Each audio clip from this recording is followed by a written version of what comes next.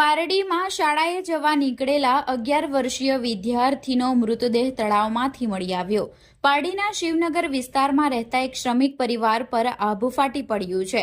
સવારે શાળાએ જવા નીકળેલા 11 વર્ષીય યુવરાજ લક્ષ્મણભાઈ રાજભરનો મૃતદેહ ઐતિહાસિક તળાવમાંથી મળી આવતા સમગ્ર પંથકમાં શોકનું મોજું ફરી વળ્યું છે।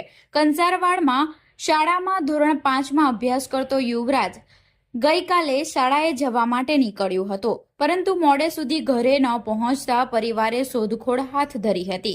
તપાસમાં જાણવા મળ્યું કે તે શાળાએ પહોંચ્યો જ નહોતો।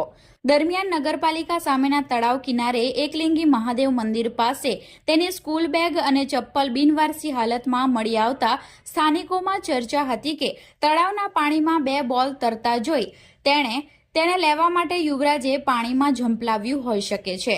આ રમતિયાળ લાલચ જ તેના માટે કાળ સાબિત થયો હતો।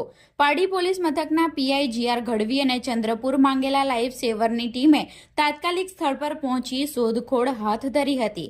કલાકોની જહેમત બાદ યુવરાજનો નિષ્પ્રાણ દેહ બહાર કઢાયો હતો। પોલીસે મૃતદેહને પીએમ માટે ખસેડી આગળની કાર્યવાહી હાથ ધરી હતી।